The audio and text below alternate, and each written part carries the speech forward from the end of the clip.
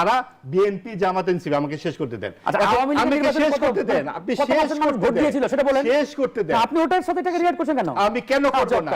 কারণ এই বাংলাদেশে ওই নির্বাচন ছিল একতরফা নির্বাচন ভাই। বাংলাদেশের নির্বাচন এর আগেও হয়েছে, আমরা করেছে অনেক নির্বাচন। আমরা কি না করছি? হ্যাঁ, তা আপনি যখন শেষ করতে দেন, আপনি যখন 24 এর সাথে আমাকে আমি অবশ্যই, যেমন ধরেন উনি আমি কিন্তু বুঝেছি তো, আপনার কথা বুঝেছি, খাতা কলমে আওয়ামী লীগ না। ঠিক আছে, উনি খাতা কলমে বুঝলাম তো, আমাকে একটু বলতে দেন। প্রত্যেকটা বক্তব্য, হ্যাঁ, আমার প্রত্যেকটা বক্তব্য, আমার বক্তব্যটা বলছি, আমি বুঝছি, আমি বুঝে গেছি তো ভাই।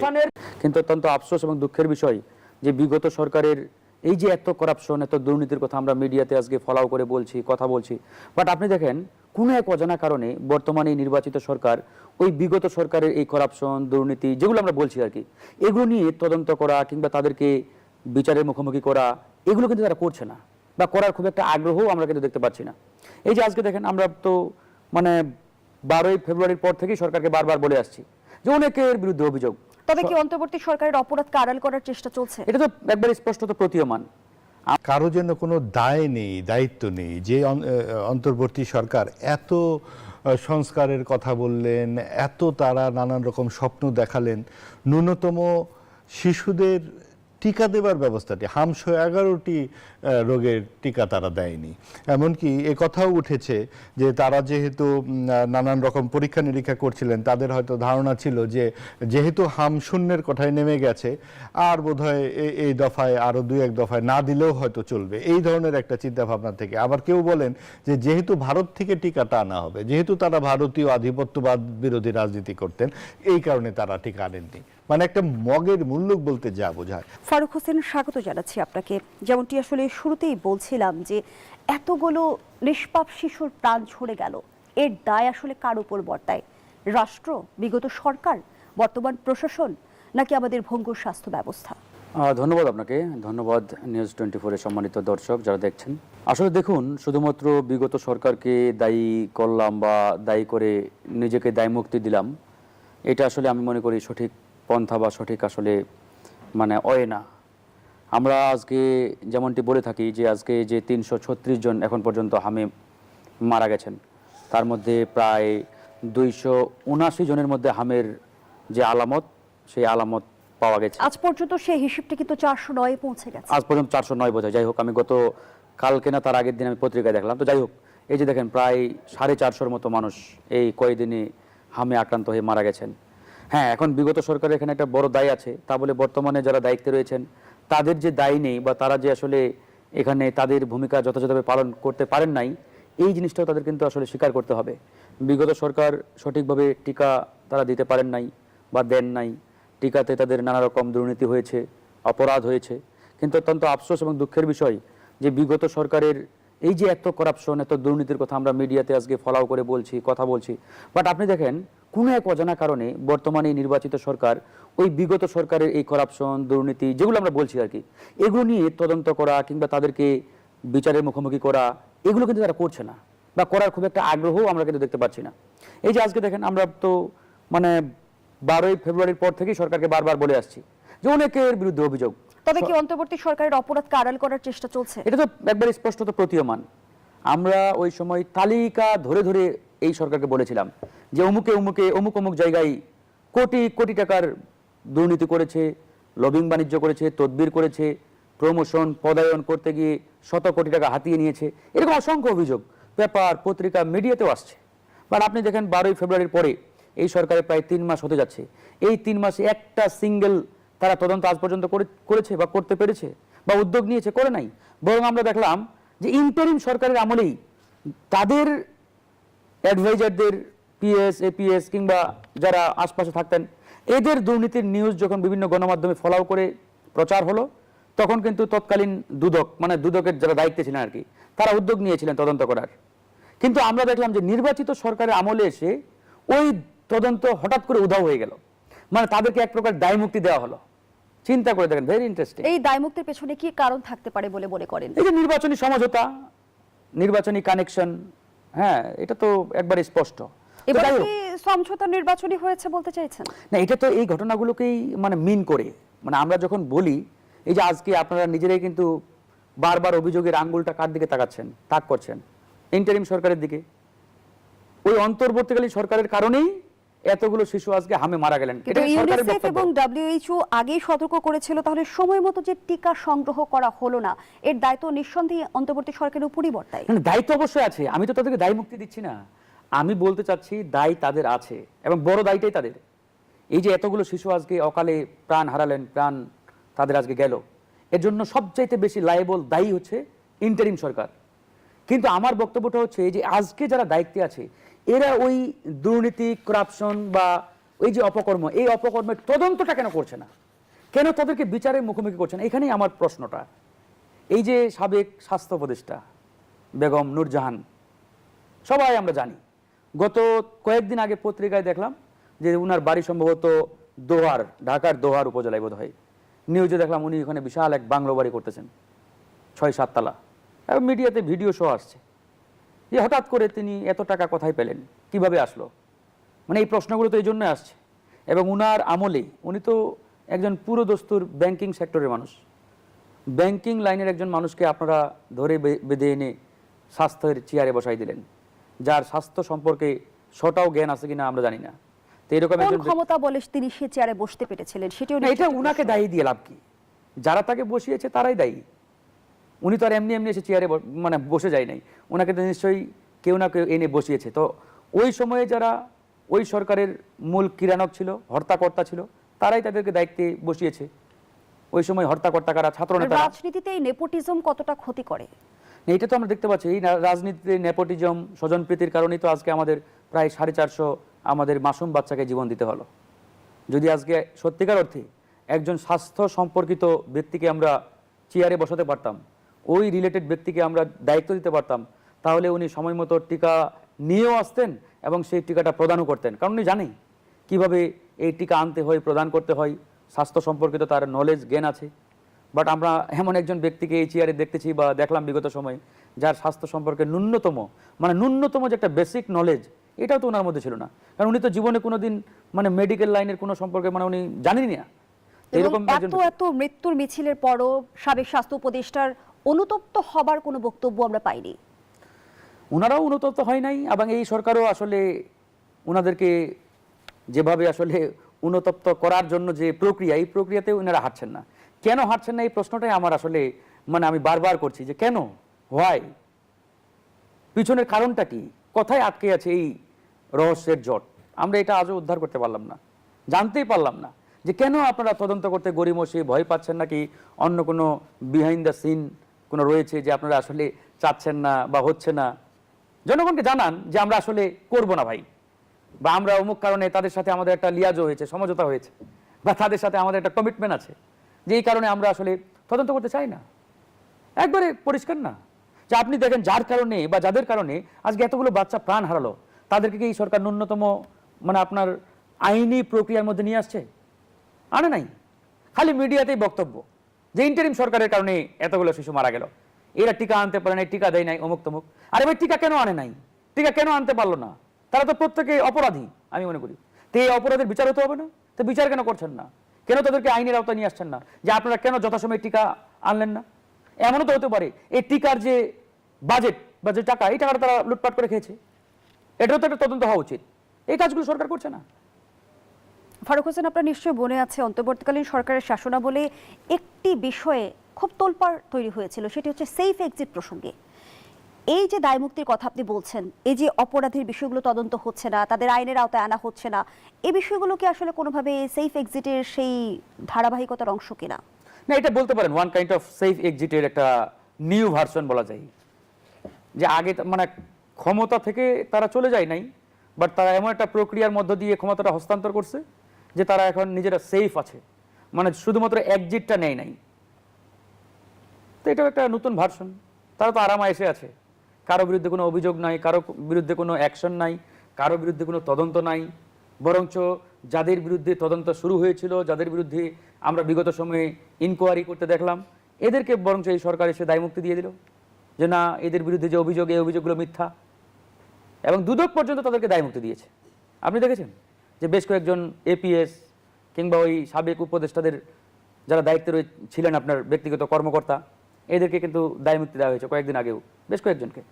অথচ এদের নামে ক্ষমতায় থাকা অবস্থায় শত কোটি টাকারও বাণিজ্যের অভিযোগ আসছিল, বাট তদন্ত করা হয়নি। কিন্তু বর্তমান সময়ে বলা হচ্ছে যে রাজনৈতিক অঙ্গনে এই দায় চাপানোর রাজনীতিতে আবদ্ধ হয়ে পড়ছে হাম চিকিৎসা। আমি এই বিষয়টি নিয়ে আলোচনা, এবং এই যে আমরা মৃত্যুর মিছিল দেখছি এবং বলা হচ্ছে যে অব্যবস্থাপনার মাঝখানে পড়ে পিষ্ট হয়েছে আমাদের শিশুরা, তাহলে আসলে কেন স্বাস্থ্য খাতের আমলাতান্ত্রিক জটিলতার বলি হতে হবে আমাদের নিষ্পাপ শিশুদের?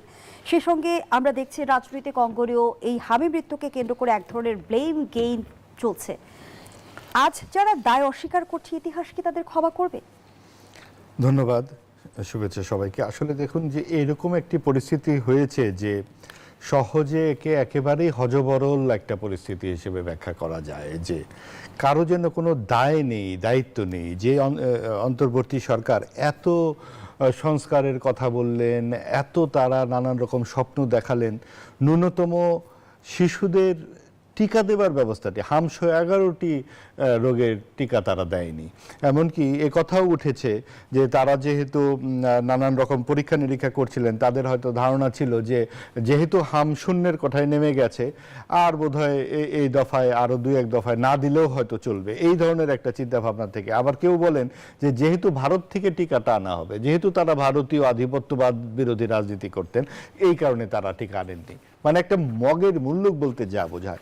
আপনি দেখুন যে সেটা না হয় অন্তর্বর্তীকালীন সরকার চলে গেছে, 12ই ফেব্রুয়ারি নির্বাচন হয়ে গেল, তারপরে আপনার সরকার গঠিত হলো, সরকারেরও সংসদ অধিবেশন আমরা দেখলাম, 1.5 মাস চলল। আমরা কি পর্যাপ্ত আলোচনা শুনেছি? যেখানে 2-3 মানুষের মৃত্যুতে একটি সরকার টলে যায়। আমরা দেখেছি এরশাদের সময় ছাত্রদের মিছিলে যখন 83 সালে আপনার ট্রাক উঠে গেল, আপনার সরকার টলে গেল। তাহলে হামের মতো জাতীয় বিপর্যয় কেন অতটা গুরুত্ব পাচ্ছে? এবং সেখানে সবাই নির্বিকার। আপনি কোনো গণমাধ্যমে আপনার প্রচারণা নাই, টেলিভিশনেও তো প্রচারণা থাকতে পারে। কি করে আপনি শনাক্ত করবেন, দ্রুত রোগী শনাক্ত করবেন, আইসোলেশনে কি করে যাবেন? এই ধরনের মহামারীতে কিন্তু আমরা করোনার সময়ও দেখেছি, বারবার বলা হয়েছে টেলিভিশনে কি কি ব্যবস্থা গ্রহণ করবেন। এখন যেন গণমাধ্যমে কোথাও কোনো টু শব্দ নাই। এমন এটার আসবে কোত্থেকে? সরকারি পর্যায় থেকে তো আসবে। সরকারের কোনো মন্ত্রী কি আক্রান্তদেরকে দেখতে গিয়েছেন? কোনো হাসপাতালে কি গেছেন তারা? আমরা কিন্তু দেখিনি, কোথাও কোনো ছবি পর্যন্ত দেখিনি। আক্রান্তদের পাশে তো যেতে হবে। এই যে বিরোধী দলরা যে যত্রতত্র সবসময় বলে যাচ্ছেন সংস্কার সংস্কার, আজকে শুনি তারা সিটি কর্পোরেশনের বন্দোবস্ত করছেন, এনসিপি নাকি একা একা নির্বাচন করবেন, এত কিছু তারা করছেন। তারা কি কেউ এই সমস্ত শিশুদের পাশে গেছেন? তারা একবার বলেছেন যে আমরা সকলে মিলে অন্তত একটা মনিটরিং সেল করি, মানুষের পাশে থাকি, অন্তত কি করে এটাকে শনাক্ত করা যায়, কিভাবে এটাকে মোকাবেলা করা যায়, একটা যারা বিশেষজ্ঞ তাদের মতামত দেন, যারা শিশুর পরিবার আছে তাদের পরামর্শ দেওয়া যেতে পারে। এটা যে একটা জাতীয় দুর্যোগ, এটাও তো সরকার ঘোষণা করতে পারে। সরকার কেন কোনো যেন কিছুই হয়নি? এবং হ্যাঁ, ভালো কথা, এটা সরকারের দায় নয়। এই সরকারের সময় যে টিকা দেবার ব্যাপারটি ঘটেনি, ঘটেছে তো অন্তর্বর্তীকালীন সরকারের সময়। তাহলে শ্বেতপত্র করে কেন দেওয়া হলো না, সেটাও ঘোষণা করা হোক। তাহলে তো মানুষ অন্তত বোঝে যে হ্যাঁ, একটি ব্যবস্থা তারা নিয়েছে এবং সরকার ও বিরোধী দলের ব্যাপারে নিশ্চুপ। আর সবচেয়ে বড় কথা, সরকারের পক্ষ থেকে কোনো রকম জোর তাগিদ আমরা দেখতে পাচ্ছি না যে আপনারা যারা পিতামাতা আছেন, যারা অভিজ্ঞজন আছেন, তারা কি করে শিশুদেরকে নজরদারি করবেন, কিংবা কোন জায়গায়। আবার হামের টিকা কিন্তু যখন তখন দেওয়া যায় না, একটা নির্দিষ্ট বয়সে দিতে হয়। যেমন ধরুন 9 মাস সম্ভবত এরকম সময়ে প্রথম টিকাটি দিতে হয়, কিন্তু 5.5 মাসের শিশুরা আক্রান্ত হচ্ছে। কেন আক্রান্ত হচ্ছে?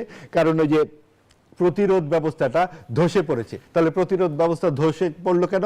কারণ শিশুরা আইসোলেটেড অবস্থায় নাই। শিশুরা আইসোলেটেড অবস্থায় নাই কেন? কারণ এটা কেউ দেখভাল করার কেউ নাই। এবং কোন পর্যায়ের এই শিশুরা মারা যাচ্ছে? সব কিন্তু মারা যাচ্ছে মধ্যবিত্ত, নিম্ন মধ্যবিত্ত, বিশেষ করে নিম্নবিত্তের সন্তানেরা।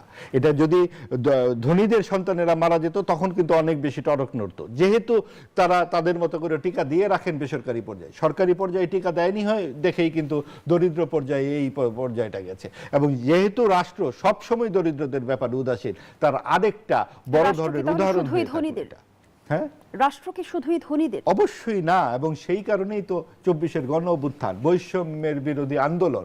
সেই বৈষম্য বিরোধী আন্দোলনের কোনো কথা কিন্তু আমরা সরকারি বা বিরোধী কারো পক্ষ থেকে শুনি না বলেই আমাদের দরিদ্র শিশুরা মারা যায়। এবং এই শিশুরা যখন 400 অতিক্রম হয়ে গেল, এখন কিন্তু আমরা কোথাও কোনো রকম প্রতিবাদ শুনতে পাচ্ছি না।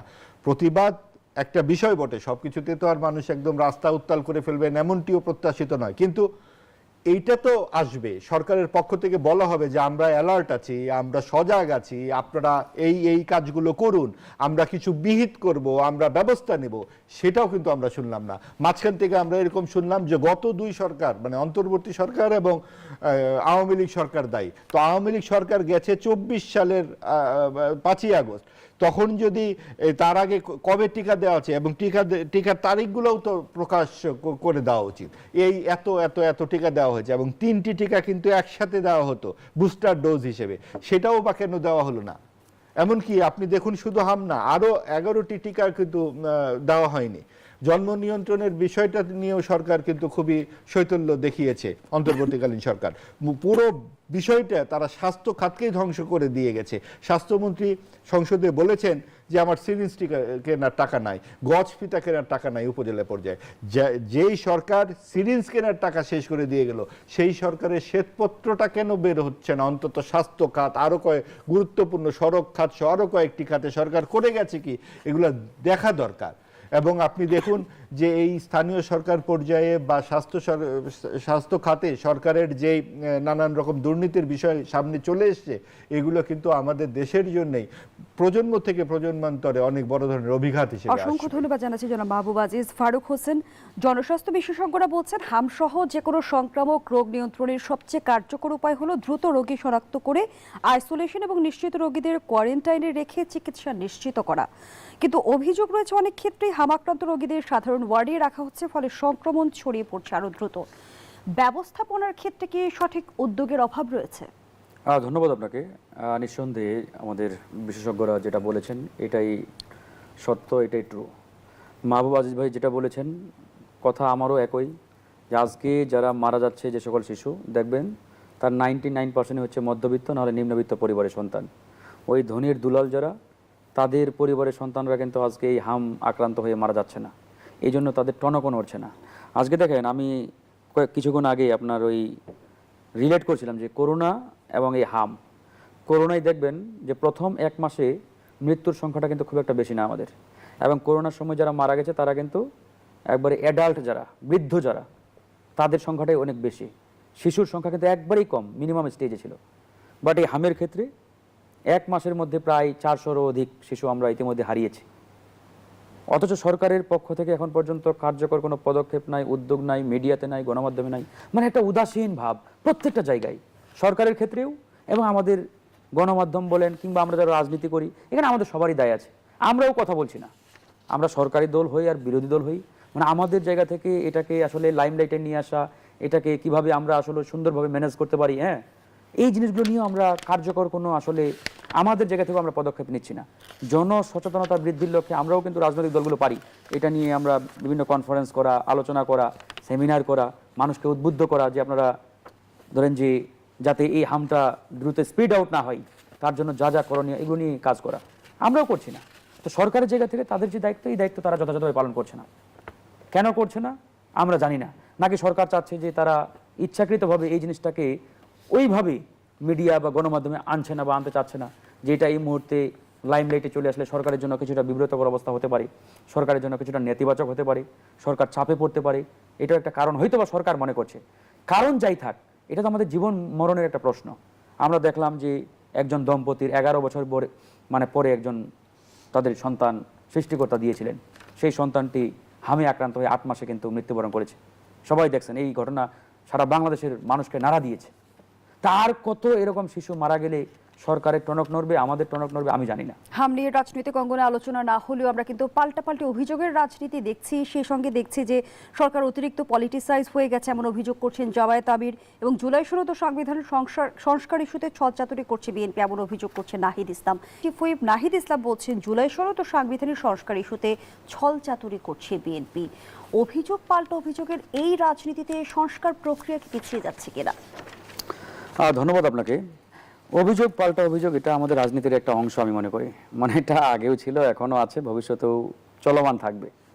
তবে এই অভিযোগ শুধুমাত্র যদি রাজনৈতিক কারণে অভিযোগ আর পাল্টা অভিযোগের মধ্যে সীমাবদ্ধ থাকে, তাহলে তো লাভের লাভ কিছুই হবে না। রাজনৈতিক আজকে কারণ বলতে কি বোঝাতে আমি চাইছেন? আসবো। আজকে দেখেন, আমরা যারা সরকারি দলে আছি তাদের কাজ জনগণের কল্যাণ করা, জনগণের সাথে যে কমিটমেন্ট, এই কমিটমেন্ট বাস্তবায়ন করা। আর যারা বিরোধী দলে আছি, বিরোধী দলের কাজ কি শুধুমাত্র সরকারের সমালোচনা করা? তা কিন্তু নয়। বিরোধী দলের কাজও তো জনগণের কল্যাণে ভালো একটা ভূমিকা রাখা।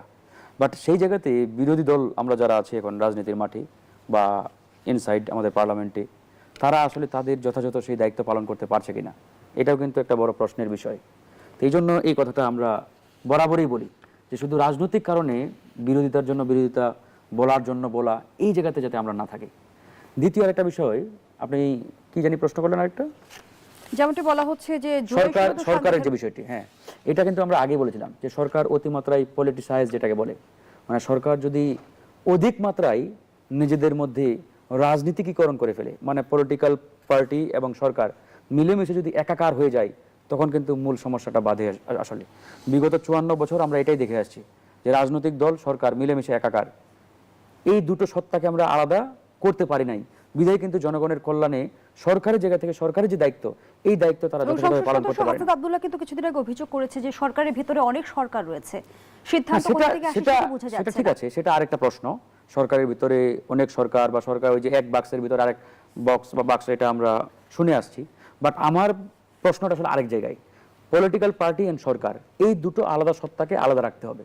এই দুটো সত্তা যদি আপনি মিলে একাকার করে ফেলেন, তাহলে কিন্তু এখানে মূল প্রবলেমটা ক্রিয়েট হয়, মূল প্রবলেমটা বাধে। বিগত 12টি সরকার যারা দেশ শাসন করেছে, 12টি নির্বাচনের মধ্য দিয়ে যারা ক্ষমতায় আসছিল, তাদের মধ্যে আমরা দেখেছি সরকার এবং দল মিলেমিশে একাকার হয়ে তারা কিন্তু এই অঘটনগুলো ঘটিয়েছে। তো আমরা এখন একটি নতুন জামানায় প্রবেশ করেছি, যেহেতু এটা গণঅভ্যুত্থান হয়েছে, অনেক মানুষের আত্মত্যাগ, রক্তদান, অনেক মানুষের রক্তের বিনিময়ে আজকের এই বাংলাদেশ আমরা পেয়েছি। সুতরাং আমরা তো আর ওই পুরাতন রাজনৈতিক চর্চাটা দেখতে চাই না। এখন সরকারকে সরকারের মতো চালাতে হবে, সরকারকে সরকার হতে হবে। সরকার হচ্ছে একটা আলাদা সত্তা।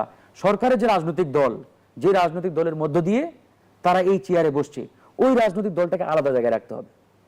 তাহলেই দেখবেন এই অঘটনগুলো কিন্তু ঘটবে না। বাট বাস্তবিক অর্থে আমরা কিন্তু দেখতে পাচ্ছি যে কোনটা সরকার আর কোনটা রাজনৈতিক দল আলাদা করার ধন্যবাদ জানাচ্ছি ফারুক হোসেন। মাহবুব আজিজ, একাকার হয়ে গেছে। সরকার এবং রাজনৈতিক দলের যে পৃথকীকরণ করার কথা বলছিল ফারুক হোসেন, সেটি কি আদতে সম্ভব?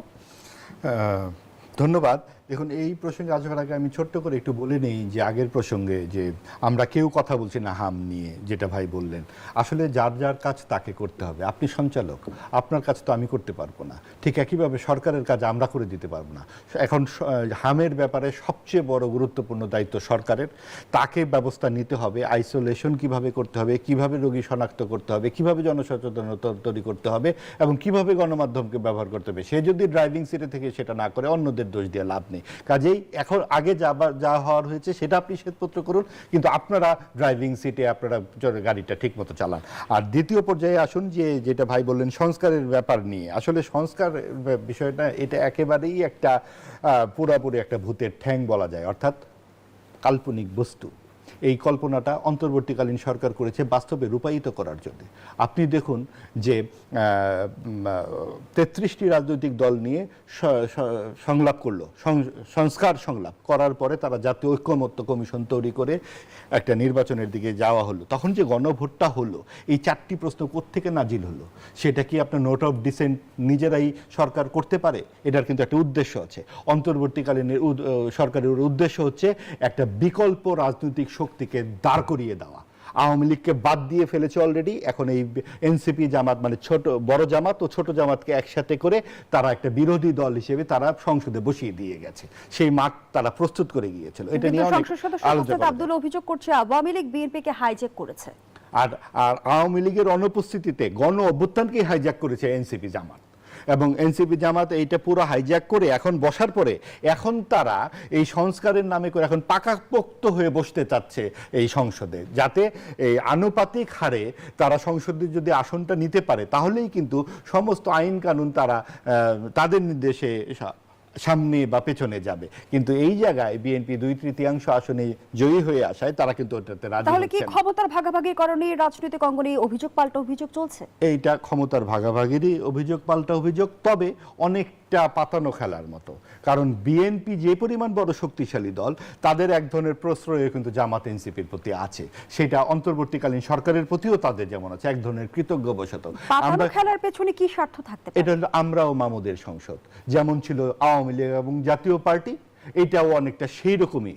এবং একটা বিরোধী দল যদি মোটামুটি শক্তিশালী না হয়, তাহলে তো আসলে ঠিকমতো গণতন্ত্র দাঁড়াবে না বলে মনে হবে মানুষের। আজকে আলী রিয়াদ সাহেবের একটি ইন্টারভিউ ছাপা হয়েছে একটি পত্রিকায়, আপনারা পড়ে দেখবেন যে বিরাজনীতিকরণের যে চেষ্টাটা ছিল, সেই চেষ্টা কিন্তু এখনো সক্রিয়। সংসদে বসে গেছে বিএনপি জামাত, যেভাবে হোক বসেছে, তো তারা ঠিক করুক না। এখন আবার আলী রিয়াজের এই সমস্ত কথাবার্তা কেন? কারণ সেই বিরাজনীতিকরণের ধারা চলতেই থাকবে। এই সংসদের বাইরে কিছু তথাকথিত সুশীল সমাজ তারা কথাবার্তা অব্যাহত রাখবেন যে আপনারা যোগ্য প্রার্থী, আপনারা রাজনৈতিক দল কিভাবে চলবেন, রাজনৈতিক দল কিভাবে চলবে এটা আলী রিয়াদ সাহেবকে ঠিক করে দেওয়া। এটা তো একটা সার্বভৌম সংসদ ঠিক করবে। তারা এখন কি করবে? 2/3 সংসদে যে আসন পেয়েছে বিএনপি, তারা কি তাদের মতো করে কাজটি করবে না? তারা কি একটি রাজনৈতিক দল নয়? তাদেরকে একটি দর্শন নেই? আজকে যেই বললাম যে ড্রাইভিং সিটে বিএনপি, এখন যদি ড্রাইভিং সিটে অ্যাক্সিডেন্টটা হয়, কার দোষ হবে? জামাতের দোষ হবে, এনসিপির হবে, না বিএনপির দোষ হবে? অবশ্যই বিএনপির দোষ হবে। সেটা যেমন হামের বন্দোবস্তেও, সেটা তেমন আগামী দিনে দেশের অর্থনীতির ক্ষেত্রেও বিএনপিকে 5 বছরের জন্য রায় দিয়েছে দেশের মানুষ, সেই ব্যাপারটি তাদের খেয়াল রাখতে হবে। না, আমি যেটা আসলে বলতে চাই, মাহবুব আজিজ ভাই যেটা মানে বারবার বলার চেষ্টা করছেন, মানে ওনার বক্তব্যের মধ্যে ঘুরিয়ে পেঁচিয়ে মানে আওয়ামী লীগকে প্রাসঙ্গিক করা, আওয়ামী লীগকে মানে সামনে নিয়ে আসার একটা বক্তব্য থাকবেই। মানে যেটা আমি বললাম যে উনি আসলে গুপ্ত রাজনীতি করে কিনা আমার জানা নেই। মানে গুপ্তের যে ব্যাখ্যাটা ইতিমধ্যে আমরা জেনেছি, যে মানে আমি ধরেন যে যা বলি যা করি, হয়তো খাতা কলমে আমি ওই জিনিসটা বা ওই পার্টি বা ওই দর্শনের অনুসারী না। আমি অবশ্যই, যেমন ধরেন উনি আমি বুঝেছি তো, আপনার কথা বুঝেছি। খাতা কলমে আওয়ামী লীগ না, ঠিক আছে, উনি খাতা কলমে কোনো আওয়ামী বুঝলাম লীগের তো, দলে নাই। আমাকে একটু বলতে দেন। প্রত্যেকটা বক্তব্য, আমার প্রত্যেকটা বক্তব্য, আমার বক্তব্যটা বলছি, আমি বুঝছি, আমি বুঝে গেছি তো ভাই। গণঅভ্যুত্থানের পরে মানে আওয়ামী লীগকে আমরা সরিয়ে দিয়ে, আপনারা না অন্তর্বর্তী যেটাই হোক, না হ্যাঁ, আপনারা আমাকে বলতে দেন প্লিজ। আমি গণঅভ্যুত্থানকে যারা লুটপাট করেছে সেটা ভিন্ন বিষয়। শুনেছি, কিন্তু আপনি এখানে কিভাবে বললেন যে গণঅভ্যুত্থানে শুনেছি আমি কিভাবে বলছি? আমাকে বলতে দেন না, আমাকে বলতে দেন। আপনি হিটলার পরাজিত হওয়ার পরে তার দল প্রাসঙ্গিক ছিল। শুনেন না, আপনি বলেন। সেটা হচ্ছে আওয়ামী লীগ এবং জাতীয় পার্টি যেভাবে আমরা আমাদের দেশ চালিয়েছে, তখন বিএনপি তাদের বিরোধিতা করলে আওয়ামী লীগ বলতো আপনি বিএনপি জামাত। ঠিক একইভাবে এখন তারা দেশ চালাবে। কারা? বিএনপি জামাত এনসিপি। আমাকে শেষ করতে দেন, আমাকে শেষ করতে দেন, আপনি ভোট দিয়েছিল সেটা বলেন, শেষ করতে দেন। আপনি ওটার সাথে এটাকে রিয়াক্ট করছেন কেন? আমি কেন করব না? কারণ এই বাংলাদেশে ওই নির্বাচন ছিল একতরফা নির্বাচন ভাই। বাংলাদেশের একতরফা নির্বাচন এর আগেও হয়েছে, আমরা তো বলছি না অনেক নির্বাচন আমরা কি না করছি? হ্যাঁ, তা আপনি যখন শেষ করতে দেন না, 24 এর সাথে আপনি 26 এর নির্বাচনকে মিলাবেন, তার মানে বুঝতে পারবেন আমি 24 এর নির্বাচনকে শেষ করছি না। আমি বলছি কি, যখন আপনি নির্বাচনে একটা দলকে অনুপস্থিত করে দিবেন, একটা দল মানে খারাপ ভাই শোনেন না ভাই, আপনি বলেন, কথা শুনেন না, বলেন। আপনি যদি জাতীয় পার্টি নির্বাচনে অংশগ্রহণ করে, তাকে দেশের মানুষ লাল কার্ড দিয়েছে তো, নাকি দেয়নি? আপনি আওয়ামী লীগকে লাল কার্ডের ব্যবস্থাটা করলেন না কেন? আওয়ামী লীগকে এত ভয় কেন? একইভাবে মানে বিএনপি, আমার কথা শেষ করে দেন, একইভাবে আওয়ামী লীগ ভয় পেয়েছে বিএনপিকে। কারণ বিএনপিকে ছাড়া, বিএনপির এই যে খালেদা জিয়াকে 8 বছরের জেল, আমাকে শেষ করতে দেন, 8 বছরের যে জেল, 2 কোটি টাকা আমরা শুনি নাই তখন? চিৎকার শুনি নাই? ধন্যবাদ জানাচ্ছি আবার আজকে শুনলাম মাহবুব আজিজ, ধন্যবাদ জানাচ্ছি ফারুক হোসেন আপনাকেও।